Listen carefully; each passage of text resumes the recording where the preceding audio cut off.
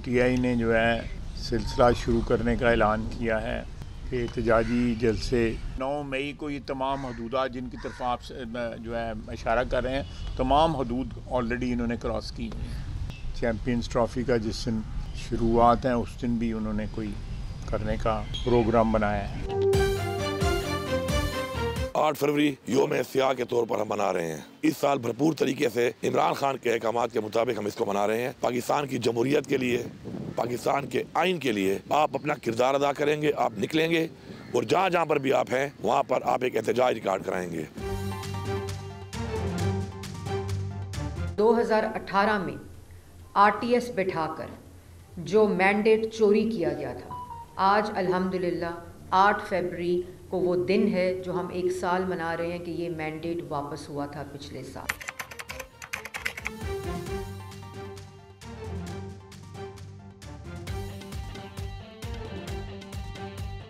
आठ फरवरी इलेक्शन पर डाका डाला गया, तहरीक इंसाफ का ये नैरेटिव है। दीगर जो पॉलिटिकल पार्टीज़ हैं, जो अपोजिशन की जमातें हैं, उनका भी यही नैरेटिव है। और ब्लैक डे आप देख ही रहे हैं। मुज़ाकरात हुआ करते थे, मुज़ाकराती कमेटियां हैं। एजाज सादिक तो कहते हैं कि मुज़ाकराती कमेटियां तहलील नहीं करेंगे, क्योंकि इमरान खान थोड़े सख्त ज़रूर हैं, लेकिन मुज़ाकरात ही वाहिद रास्ता है। लेकिन बात यहीं रुकती नहीं है। जब भी आप इमरान खान साहब के मुज़ाकरात को डिस्कस करते हैं तो साबिक जितने भी वज़राए आज़म हैं उनके साथ जो तारीख़ के सितम हैं उनका तज़किरा भी आता है। तो राइट साइड पे होना या लेफ़्ट साइड पे होना तारीख़ का, ये भी डिस्कस होता है। फिर तख्ता-ए-दार से बात शुरू होती है और नवाज शरीफ साहब के कू पर आती है, और कई दफ़ा नवाज शरीफ साहब के 5-0 से घर जाने से शुरू होती है और इमरान खान साहब के जेल में जाने से एंड होती है। तो इन सारी बातों का अहाता करने के लिए आपके लिए ज़रूरी है कि आप हमारे साथ जुड़े रहिए, बंधे रहिए प्रोग्राम के साथ, और देखिए कि क्या दिलचस्पियां हैं इस प्रोग्राम में। 8 फरवरी को जो इलेक्शन हुआ, उस इलेक्शन के नताइज पर एक दफ़ा फिर एक झूठा बयानिया बनाने की कोशिश की गई। फॉर्म 45 और 47 का नारा लगाकर कोशिश की कि इंतखाबात के नताइज को ना तस्लीम करे, और हमारे मुखालफीन तो झूठा बयानिया बनाने में माहिर हैं। तारीख का बदतरीन क्रैकडाउन जो है वो पंजाब में, सिंध में और बलूचिस्तान में शुरू हो चुका है। जब आप ये करते हैं तो फिर बाद में आप ये ना कहें कि हालात किसी और ने खराब किए, आप लोग खुद इस मुल्क के हालात खराब करते हैं। यौम स्याह है यौम स्याह, आप ना माने, हम कहते हैं यौम स्याह है, हम इसको यौम स्याह के तौर पे लेते हैं और सारी जिंदगी लेते रहेंगे। आप ना माने, आज एहतजाज नहीं होने दोगे, कल एहतजाज, कब तक रोकोगे एहतजाज? लोगों की जबानें सीध दोगे, लोगों के दिल बंद कर दोगे, क्या करोगे? पाकिस्तान के सफ़े अव्वल के सहाफ़ी हैं मज़हर अब्बास साहब, बड़े धीमे मिजाज के, बड़ी खूबसूरती से चीज़ों को एक्सप्लेन करते हैं।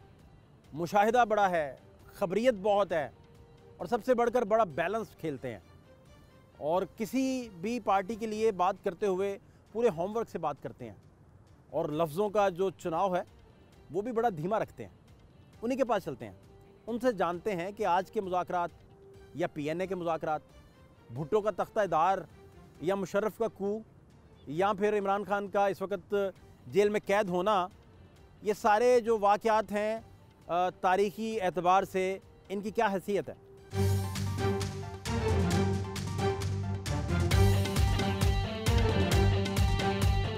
अभी तो तहरीक इंसाफ 8 फरवरी को ब्लैक डे के तौर पे मना रही है।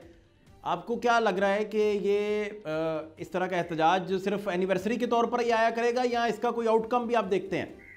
नहीं, देखिए, ज़ाहिर है वो उनका एक मौक़िफ़ है कि 8 फरवरी का इलेक्शन और 8 फरवरी का मैंडेट उनका चुराया गया था। वो इलेक्शन जीत गए थे 8 फरवरी का इलेक्शन, और उनके जो आज़ाद उम्मीदवार, ज़ाहिर है उनके पास पार्टी इलेक्शन सिंबल नहीं था, तो उसके बावजूद उनके जो आज़ाद उम्मीदवार थे वो जीते थे, लेकिन उनका वो मैंडेट तस्लीम नहीं किया गया।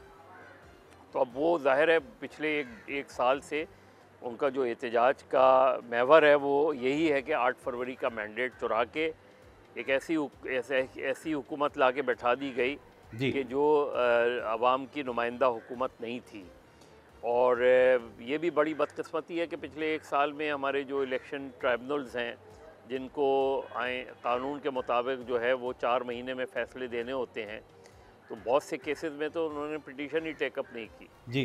और तो ज़ाहिर है उनका एहतजाज और यौम एहतजाज बनता तो है, क्योंकि कोई भी पार्टी एग्रीड पार्टी होती है, चाहे इसकी जगह नून लीग हो या पीपल्स पार्टी होती है, वो भी यही करते हैं कि इस दिन को इसी तरीके से बनाते। तो मेरा ख़्याल है उस लिहाज से तो ठीक है। अब ये कि वो एहतजाज की शक्ल क्या होगी वो हमें देखना है कि 8 फरवरी को एहतजाज की शक्ल क्या होती है। बज़ाहिर तो उन्होंने मीनार पाकिस्तान पर जलसे की इजाज़त मांगी थी, जो नहीं दी गई। अब क्यों नहीं दी गई इसके अपने हुकूमत अपना मौक़िफ़ देती है, लेकिन हमारे यहाँ बदकिस्मती से जब भी हुकूमतें होती हैं वो अपोजिशन को उस तरह एहतजाज का हक़ नहीं देती। मेरी इत्तला जो है वो यही है कि सवाबी में जलसा होगा और जहां केपी के लोग जाएंगे और नॉर्दर्न पंजाब के लोग जाएंगे। इसके अलावा बाकी सारी पार्टी लीडर्स को इंस्ट्रक्शंस है कि वो अपने अपने हलकों में अपने अपने जहां वो हैं वहां वो मुकामी तौर के ऊपर एहतजाज करेंगे। वो तो हमें इजाज़त नहीं मिली, हमें उम्मीद भी नहीं थी कि इजाज़त मिलेगी।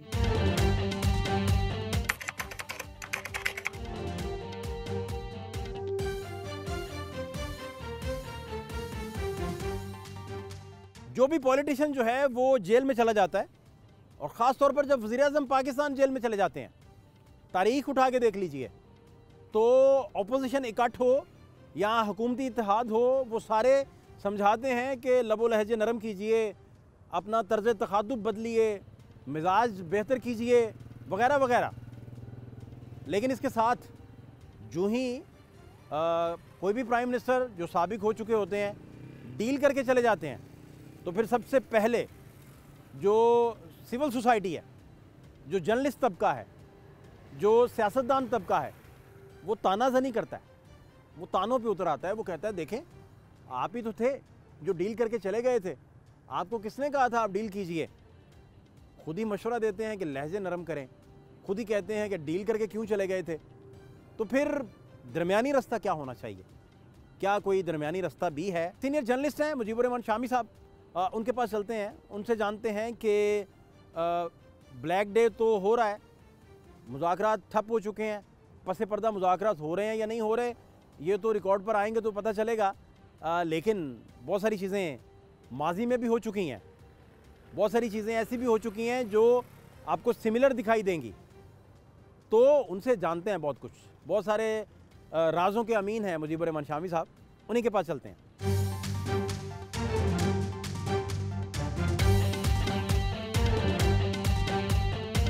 कहा जाता है जी आप अपने में लचक पैदा करें, नरमी लेके आएँ, अपना जी वो अपने तर्ज तखातुब जो है उसमें चेंज लेके आएँ, अपने जी बयानात चेंज करें, सब कुछ तब्दील करें। और फिर जब यही लोग डील करके चले जाते हैं तो सबसे पहले हम लोग कह रहे होते हैं कि आप डील करके चले गए थे, आप तो वो हैं जो वो क्या है, यूँ बुलाते हैं मुझे कूचा जाना वाले, इधर अबे अभी वो चाक गिरेबा वाले। तो ये क्या सर?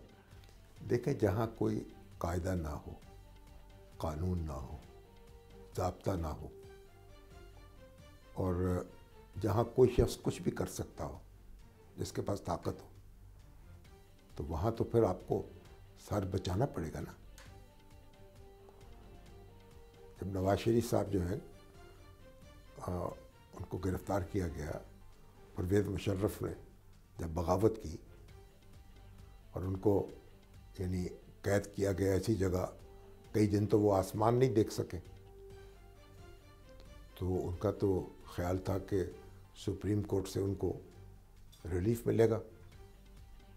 और सुप्रीम कोर्ट में जब मामला जाने वाला था तो परवेज़ मुशर्रफ ने सुप्रीम कोर्ट ही तोड़ दी, बदल दी।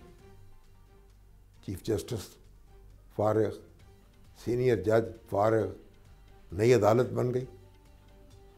तो आप बताएं ऐसी सूरत में क्या करे आदमी, कहाँ जाए? तो फिर यही है कि जब मौका मिले तो अपनी जान बचाए बल्कि छुड़ाए। दानिश्वर कहते हैं, लोग कहते हैं जो अपना चैम गोइयाँ में सुनते हैं या पावर कॉरिडोर्स का हिस्सा भी है, वो अक्सर कहते हैं कि ये तो पॉपुलैरिटी फिर डैमेज हो जाती है, एकदम मियाँ साहब की पॉपुलैरिटी डैमेज हो गई थी, नैरेटिव ही होता है जिस पे पॉपुलैरिटी खड़ी होती है और तो कोई फैक्टर होता नहीं है। इस पे फिर क्या रहनुमाई आप करेंगे? देखिए, मियाँ साहब जलावतन हुए, कई साल बाहर रहे, उसके बाद वापस आए और फिर वज़ीर आज़म बने। तो लोगों को नज़र नहीं आता कि इस शख्स के साथ क्या हुआ है।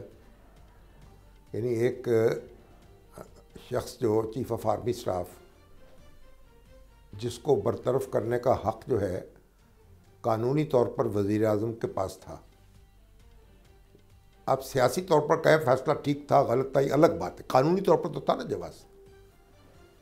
तो उसको क्या हुआ, वज़ीर आज़म ने उसे बरतरफ किया, उसने वज़ीर आज़म को बरतरफ कर दिया, और जब वज़ीर आज़म को बरतरफ कर दिया तो उसका हुक्म जारी हो गया। जिसको चीफ ऑफ आर्मी स्टाफ उसने बनाया था, वज़ीर आज़म ने नया, वो जनरल जो थे ज़ियाउद्दीन, वो बेचारा जो अभी तक उसको पेंशन नहीं मिली। आप देखें ना, जब हम ये एक इस तरह की रियासत बना देंगे तो फिर भाई जिसको सर बचाना है और जिसका सर बचेगा या बच सकता है उसे बचाएगा। उस पर हमें यानी अपने आप पे रोना आना चाहिए ना, उस पर गुस्सा क्यों आता है?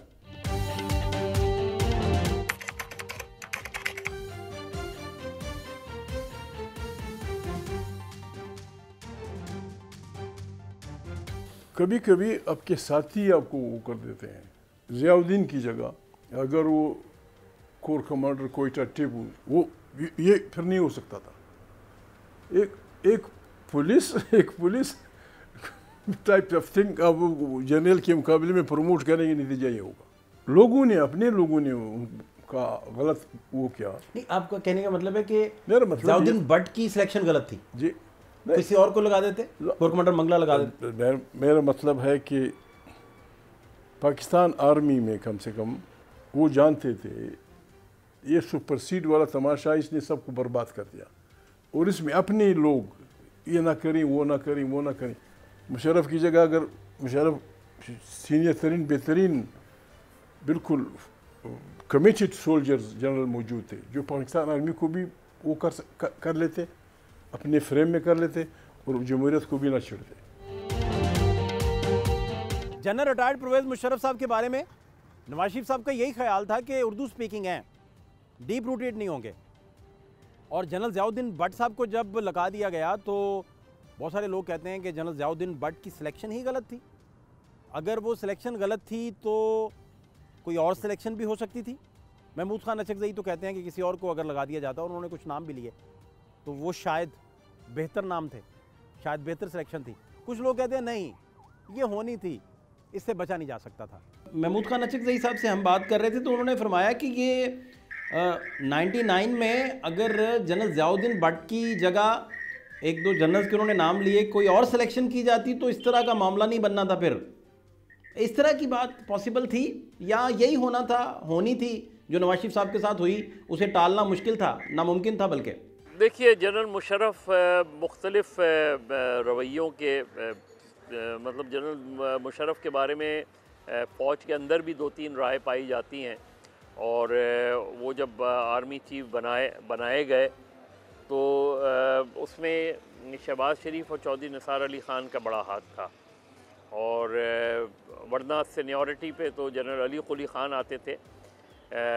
तो जनरल मुशर्रफ को जब नवाज शरीफ साहब ने आर्मी चीफ बनाया तो उन्हें 6 महीने बाद ही अंदाज़ा हो गया कि वो एक बहुत ही जनरल मुशर्रफ एक मुख्तलिफ रवैये के आदमी हैं जो शायद नवाज शरीफ के साथ नहीं चल सकते, और नवाज शरीफ को भी ये महसूस होने लगा।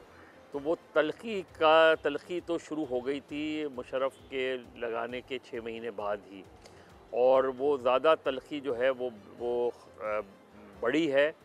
वो जब भारतीय वज़ीर आज़म अटल बिहारी वाजपेयी लाहौर आए और नवाज़ शरीफ साहब को जनरल मुशर्रफ का रवैया अच्छा नहीं लगा उस दौरान, और वो टेंशन बढ़ती गई। फिर कारगिल जो है वो तकरीबन ब्रेकिंग पॉइंट आ गया था, क्योंकि नवाज़ शरीफ साहब का मौक़िफ़ था कि कारगिल के बारे में जनरल मुशर्रफ ने एतमाद में नहीं लिया, जिसकी वजह से उन्हें वाजपेयी के सामने बहुत शर्मिंदगी का सामना करना पड़ा। उसमें जनरल मुशर्रफ ने 12 अक्टूबर से पहले जब वो श्रीलंका गए, कोलंबो गए, तो उस वक्त तक कशीदगी बहुत बढ़ गई थी, और उससे पहले भी 1-2 वाक़यात ऐसे हुए थे जिसकी वजह से लग रहा था कि दोनों में से एक ही रहेगा। और नवाज़ शरीफ साहब, जनरल मुशर्रफ ने एक दो मरतबा शहबाज शरीफ को बुला के ये कहा भी था, जो कि बाद में ये कहा गया कि उन्होंने मजाक में कहा था जी कि आप वज़ीर आज़म क्यों नहीं बनते, ये शहबाज शरीफ तो शहबाज शरीफ ने ये बात जाके जो है नवाज़ शरीफ को बता दी थी। तो एक टेंशन पाई जाती थी, और जब जनरल मुशर्रफ यहाँ से जा रहे थे तो बिल्कुल ब्रेकिंग पॉइंट पे ताल्लुकात आ गए थे जब वो कोलंबो जा रहे थे।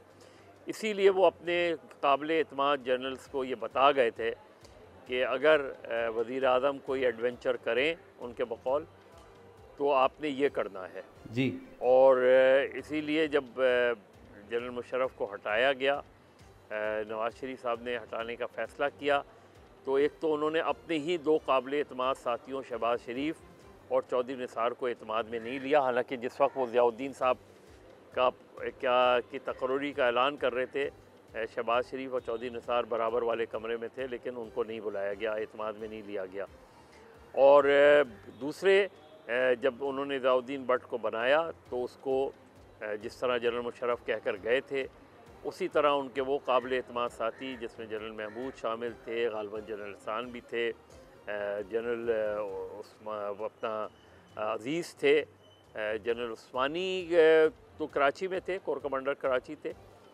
तो उस दिन का एक्शन, उस वक्त का एक्शन में तो जनरल उस्मानी को एतमाद में नहीं लिया गया था, लेकिन जब जनरल मुशर्रफ वापस आ रहे थे तो उस्मानी को एतमाद में लिया गया था, जनरल उस्मानी को।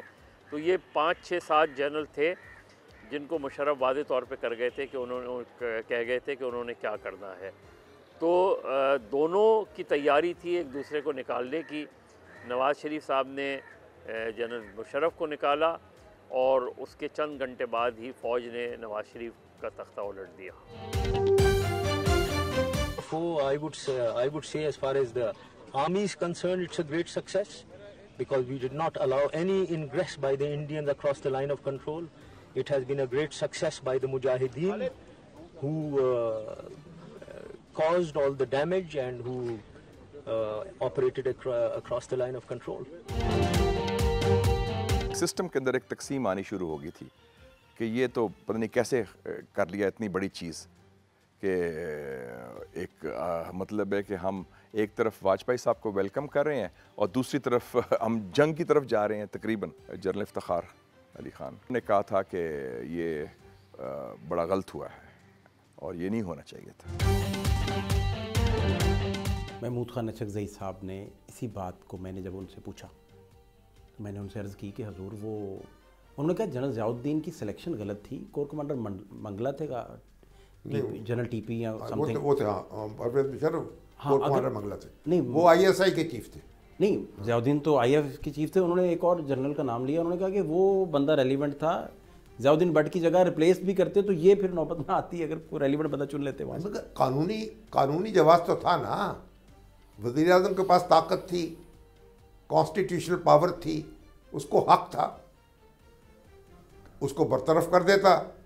जब उसने हुक्म अदूली की, वज़ीर आज़म को बताए बगैर इतना बड़ा एडवेंचर कर लिया कारगिल का, तो वज़ीर आज़म को डंके की चोट उसको डिसमिस करना चाहिए था। लेकिन बहरहाल मेरी गुजारिश ये है कि जब जहाँ कायदे, ज़ाब्ते, कानून, आइन उसकी परवाह होती है, वहाँ इस तरह के मामलात नहीं होते, वहाँ इस तरह की आजमाइशें नहीं होती, वहाँ इस तरह की मुश्किलात नहीं होती।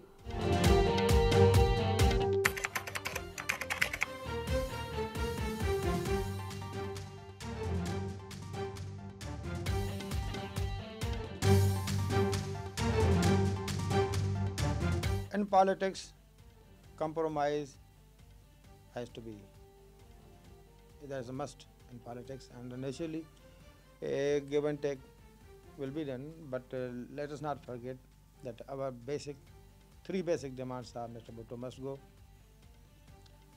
fresh general elections, and others. Follow that, the election commission should be reconstituted, but public demand is only one, that Mr. Bhutto must go. माजी के झरोकों में आप जितना भी झांकें तो आपको यही पता चलता है, या आप सीनियर लोगों से भी जब भी पूछते हैं तो वो यही बताते हैं कि 90 रोज़ के अंदर अगर इलेक्शन करवा देते जनरल ज़ियाउल हक साहब तो फिर भी बाद में प्राइम मिनिस्टर भुट्टो ही बन जाते, इतने पॉपुलर थे। लेकिन पीएनए के अंदर से बहुत सारे लोग उन पर तारीख यही इल्ज़ाम लगाती है कि वो जनरल ज़िया के साथ मिले हुए थे और वो नहीं चाहते थे कि ये मुज़ाकरात कामयाब हों, और मुज़ाकरात कामयाब अगर हो भी जाएं तो जनरल ज़िया नहीं चाहते थे कि वो इक़्तिदार में भुट्टो को रहने दें। पीएनए के मुज़ाकरात के दौरान भी ना वो कॉमा, फुल स्टॉप और इस तरह की बातें की जाती थी कि भाई कॉमा किस तरह लगा, फुल स्टॉप किस तरह लगा, तो बार बार डिस्कशन होता था। फिर मुजीबुर रहमान शामी साहब ने एक और बात का हवाला दिया, उन्होंने कहा कि भुट्टो साहब ने ज़ियाउल हक से कहा कि अगर पीएनए इलेक्शन जीत जाती है तो फिर आप मार्शल लॉ लगा देना, इनको मुल्क को बचा लेना, फिर आप मार्शल लॉ लगा देना। इस तरह की बात कभी अपना रिकॉर्ड पे बहुत सारी जगहों पे आई है? मेरा नहीं ख्याल कि ऐसी कोई बात रिकॉर्ड पे शामी साहब बेहतर बता सकते, लेकिन मैं भी एक पॉलिटिकल साइंस के स्टूडेंट के तौर पे मेरे इल्म में ऐसी कोई बात नहीं है कि उन्होंने भुट्टो साहब ने ज़ियाउल हक अलबत्ता भुट्टो साहब से ये कहते थे बलूचिस्तान और हैदराबाद ट्राइब्यूनल के बारे में कि भुट्टो साहब से कहते थे कि ये मुतालबा कभी भी नहीं मानना चाहिए कि हैदराबाद ट्राइब्यूनल ख़त्म कर दिया जाए और नेशनल अवामी पार्टी पर से पाबंदी हटा दी जाए। जबकि पीएनए से ज़ियाउल हक ये बात करते थे कि आपने इस मुतालबे पे खड़ा रहना है। तो यहाँ तक तो पता है। और दूसरी ये कि मतलब मुज़ाकरात तो कामयाब हो गए थे, जिन क़ुव्वतों ने कामयाब नहीं होने दिए उन्होंने पहले से जहन बना लिया था मार्शल लॉ का। और भुट्टो साहब के बारे में जो ये कहा जाता है कि वो अरब कंट्रीज़ के दौरे पे निकल गए, तो पीएनए और पीपल्स पार्टी के दरमियान जो मुज़ाकरात हो रहे थे उसमें 3-4 अरब कंट्रीज़ का बहुत ज़्यादा इन्वॉल्वमेंट था उन मुज़ाकरात शुरू करवाने में और किसी मुआहिदा करवाने में। तो भुट्टो साहब दरअसल उन्हीं ममालिक को एतमाद में लेने गए थे जब ये मुआहिदा ऑलमोस्ट हो गया था, सिर्फ साइन होने बाकी थे। बाकी जो चीज़ें थीं वो फिर मार्शल लॉ के बाद एक्सपोज हुई और पीएनए जो है वो मार्शल लॉ का हिस्सा बन गई और मार्शल लॉ की जनरल ज़िया की हुकूमत का वो लोग जो जमहूरियत की बात करते थे, मुतालबा करते थे, वो फिर उसका हिस्सा बन गए। अब कुछ का मौक़िफ़ था कि हम सिर्फ इस वजह से हिस्सा बने कि 90 रोज़ में इलेक्शन हो जाए, और 90 रोज़ में इलेक्शन नहीं हुए तो पीएनए अलग हो गई। लेकिन ये बात अपनी जगह बिल्कुल दुरुस्त है कि अगर 90 रोज़ में इलेक्शन हो जाते तो भुट्टो साहब एक मरतबा फिर मुल्क के वज़ीर आज़म बन जाते और जो हमारे बहुत से दानिश्वर हैं उस वक्त के, उन्होंने जाके ख़ुद जनरल ज़ियाउल हक से ये मुतालबा किया था कि आप इलेक्शन ना करवाएं वरना पीपल्स पार्टी जीत जाएगी।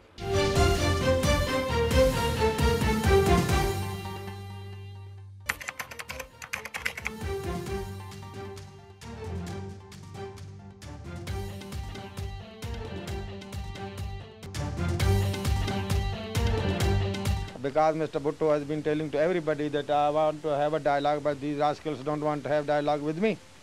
So we want to give him a proper dialogue.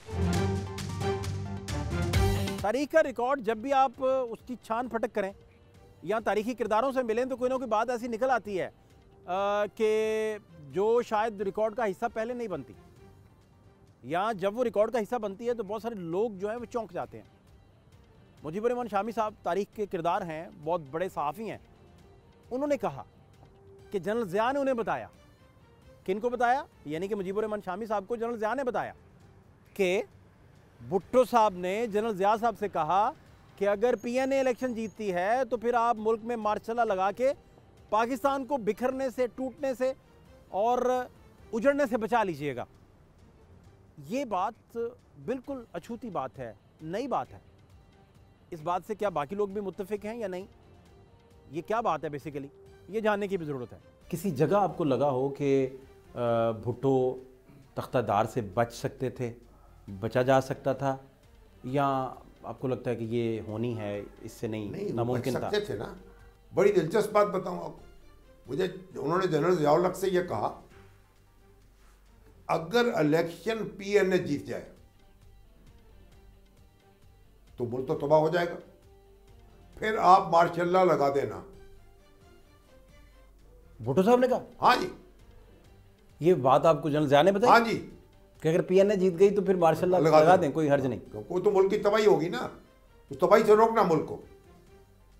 फिर आप हाकमियत ले लीजिएगा और उनको हाँ, तो भी बात यह है कि अब भुट्टो जैसा बड़ा लीडर, इतना पढ़ा लिखा, इतना ज़हीन फतीन, इतना यानी बहुत बड़ी शख्सियत थी ना, मगर ये देख नहीं सका। अब जब वह मरी जेल से रहा हुए, क्या कहा, लाहौर आए पहुँचे, नवाब सादिक कुरैशी की रहायशगाह पर गए, पहली तकरीर की। पीएनए और पीएमए में कोई फ़र्क नहीं है, तो अपने डेथ वारंट पे तो दस्तखत कर दिए। उस जगह को मोहतात रवैया थोड़ा हो जाता, या उन्हें अंदेशा ही नहीं था कि बात फांसी तक चली जाएगी, शायद ये वजह, तो अपने आप को कैलकुलेट ही न कर सके। इतना बड़ा समझते थे ना, यही तो बदकिस्मती है। कुछ हमारे जो पॉपुलर लीडर होते हैं वो समझते हैं हमारी तो कोई गर्द को भी छू नहीं सकता। ओ भाई, ये खुद नवाब नसरुल्लाह खान मुझसे कहने लगे इस मुल्क में मार्शल लॉ नहीं लग सकता। मैंने कहा क्यों? जब ये उनकी गुफ्तगू हो रही थी, टॉक्स हो रही थी, कहने लगे कि ज़िया-उल-हक जो है ये हवालदार है, हवालदार, जर्नैल लगता ही नहीं है शक्ल से, ये फौजियों को इंस्पायर ही नहीं कर सकता। नवाबजादा साहब ने कहा मुझे, मिसरीड कर गए सारा। भाई आपको पता ही नहीं है ताकत क्या होती है कुर्सी की, इख्तियार क्या होता है। जैसे अब जब जनरल परवेज मुशर्रफ को बनाया गया चीफ ऑफ आर्मी स्टाफ, तो पता उसके उनके औसाफ में से एक वस्फ क्या था? उर्दू स्पीकिंग है, इसकी रूट्स नहीं होंगी फौज में। फौज में तो पंजाबी और पश्तून जो हैं वो भरे पड़े हैं ना, तो ये बेचारा जो है दबका दबकाया रहेगा। खुद मियाँ शरीफ साहब ने मुझसे ये कहा कि मुझे ये कहा गया, तो मैंने कहा ठीक है। बड़े एक जर्नलिस्ट हैं आप, वो कह रहे थे कि कई दफ़ा तारीख के राइट पे खड़े होने वाला मारा गया है, कई दफ़ा लेफ्ट पे खड़े होना मारा गया है, और ये लेफ्ट राइट का इधर रौला ही नहीं है कि आप कौन तारीख के राइट पे खड़ा है, कौन लेफ्ट पे खड़ा है। ये फिर इसको कैसे सर, इस बात को कैसे एक्सप्लेन किया जाता है? नहीं, तारीख देखें, तारीख के तो अपने फ़ैसले होते हैं ना। अब ज़रूरी नहीं है, बहुत लोग मकबूलियत की लहर में ये समझते हैं कि हमें भी इसका हिस्सा बन जाना चाहिए। ऐन मुमकिन है कि तारीख़ी तौर पे वो जो बयानिया हो वो गलत साबित हो उसके, तो बहुत से लोग जो नज़र आता है कि शायद उस वक्त जो है वो तारीख़ की दूसरी साइड पे खड़े थे, लेकिन असल में बाद में पता चलता है कि वही मौक़िफ़ दुरुस्त था, और जो लोग मकबूलियत की लहर में बह गए थे उनका मौक़िफ़ दरअसल सियासी तौर पे दुरुस्त नहीं था। तो ये तारीख़ के अपने फ़ैसले होते हैं, तारीख़ किसको किस तरह जज करती है उसमें। लेकिन ये बहुत आसान काम नहीं होता कि तारीख़ की दुरुस्त राह पे आप खड़े हों। आपकी पोजीशंस, आपका स्टैंड गलत हो सकता है, आपका तज्ज़िया गलत हो सकता है, वो तो होते रहते हैं, लेकिन देखना ये होता है कि आप इस वक्त किस चीज़ की सपोर्ट कर रहे हैं, क्योंकि एक पॉपुलर सेंटिमेंट्स के साथ आप खड़े हैं तो ज़रूरी नहीं होता कि जिस वक्त मैं पॉपुलर सेंटिमेंट्स के साथ खड़ा हूँ वो मेरा मौक़िफ़ दुरुस्त ही हो, क्योंकि बहुत से पॉपुलैरिटी के भी अपने जो है वो सिनेरियो होता है। किसी वक्त में कोई पॉपुलर होता है, किसी वक्त में कोई होता है, तो ये चीज़ें तब्दील होती रहती हैं उसमें। तो ये बात उस हद तक तो ठीक है कि कौन राइट पे कौन लेफ़्ट पे, लेकिन ये बात अपनी जगह दुरुस्त है कि अगर आपने मार्शल लॉ की हिमायत की तो आप तारीख़ की राइट साइड पे नहीं होंगे। अगर आपने जमहूरियत के मुकाबले में मार्शल लॉ के हक़ में लिखा तो आप कुछ भी कर लें, आप तारीख़ में आपको जो है वो सहूलतकार ही समझा जाएगा आमरीत का। तो मुश्किल फ़ैसले होते हैं, लेकिन मुश्किल फ़ैसले ही बाज़ औक़ात दुरुस्त फ़ैसले होते हैं।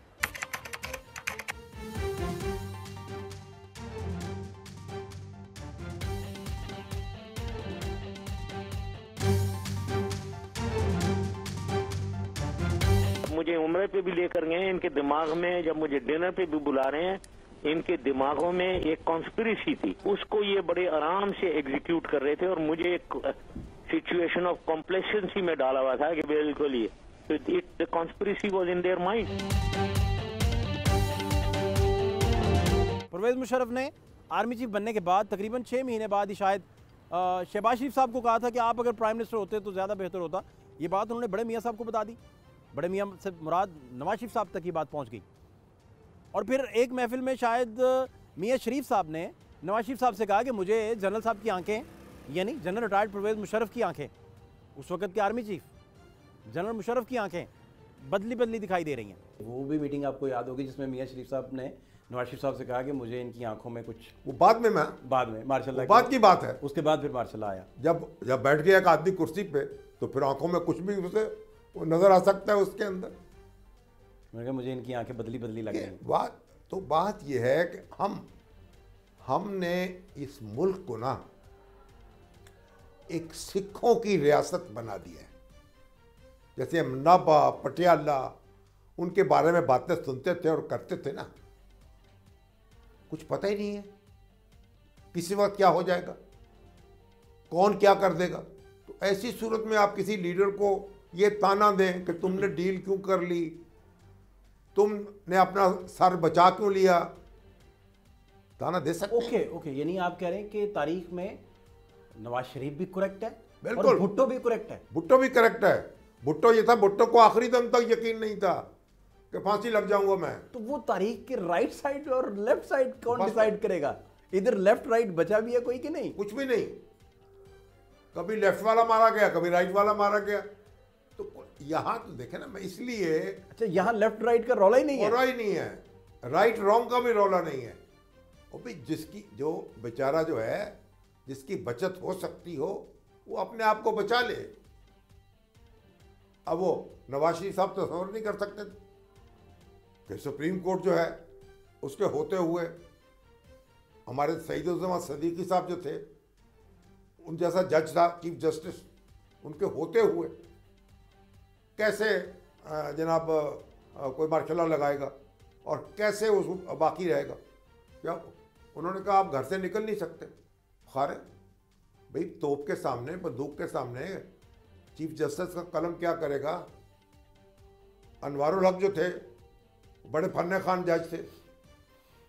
यहाँ लाहौर में वो 100 साला तकरीबात मनाई जा रही थी हाई कोर्ट की, उसमें जनरल ज़ियाउल हक भी शरीक हुए और चीफ जस्टिस अनवारुल हक भी शरीक हुए। तो वो जुलूस जो था, वो ये जुलूस की सूरत वो कमरा अदालत में जा रहे थे। तो जनरल ज़ियाउल हक ने लीड करना था जुलूस। उन्होंने कहा जी आप लीड करें। उनको नहीं, ये कैसे हो सकता है, चीफ जस्टिस काज़ी उल क़ुज़ात के होते हुए मैं कैसे लीड करूं। अनवारुल हक साहब आप लीड करें, मैं आपके पीछे चलूंगा। अनवारुल हक साहब ने हाल खुशी से माला माल, मैंने तो मार्शल लॉ को नीचे लगा दिया। और जब उनका काम निकल गया, उनका पीसीओ जो था वो जारी हुआ, उन्होंने कहा मैं हलफ नहीं उठाता हूं कि ना उठाएं। और मौलवी मुश्ताक हुसैन जो हैं, वो तो उनको तो हलफ उठाने के लिए, हलफ देने के लिए बुलाया नहीं गया। वो एडहॉक जज थे सुप्रीम कोर्ट के, उनसे पूछा ही नहीं किसी ने आप हलफ लेना है आपने कि नहीं लेना है। वो घर बैठे रह गए फारिग।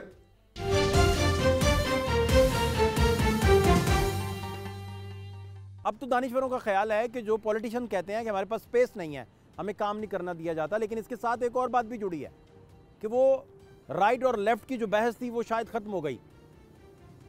दानिशवर, सहाफ़ी, सब लोग कहते हैं कि अक्सर अब राइट मारा जाता है या फिर लेफ़्ट मारा जाता है। नवाज शरीफ जो हैं वो राइट पे थे या लेफ़्ट पे, लेकिन उनसे उनकी हुकूमत छीन ली गई। फिर वो 5-0 से घर भी गए। जुल्फ़िकार अली भुट्टो भी तख्ता दार पर चढ़ा दिए गए। तो अब तो दानिशवर और सहाफ़ी कहते हैं कि कभी राइट मारा गया, कभी लेफ़्ट मारा गया। जो सिविल सुप्रीमेसी को लेकर तख्ता दार भुट्टो साहब से शुरू करें और आज के दिन तक आप समझते हैं कि कोई स्टेप इनिशिएट ही नहीं हो सका, या आप समझते हैं कि छोटी मोटी एक काविश जारी सारी है, या आपका क्या इस पर सर टेक है? देखिए, आपके यहाँ सियासी मुदाखलत जो है वो कल भी हो रही थी, आज भी हो रही है। अब ज़्यादा ब्लेटेंटली हो रही है, पहले इतनी ब्लेटेंटली नहीं होती थी। अब बड़ा वाज़े तौर पे नज़र आता है कि ये जो मौजूदा हुकूमत है ये एक बिल्कुल डमी गवर्नमेंट लगती है। पिछली हुकूमत भी जो थी, जो इमरान खान जिसमें वज़ीर आज़म थे, वो भी एक कमज़ोर हुकूमत थी और उसमें भी ज़्यादा अमल दखल जनरल बाजवा का नज़र आता था। बाद में जनरल फैज़ का शुरू हो गया और मौजूदा हुकूमत के बारे में भी अब ये लगता है, नज़र आता है कि इस्टेब्लिशमेंट और हुकूमत दोनों तकरीबन एक पेज पर हैं।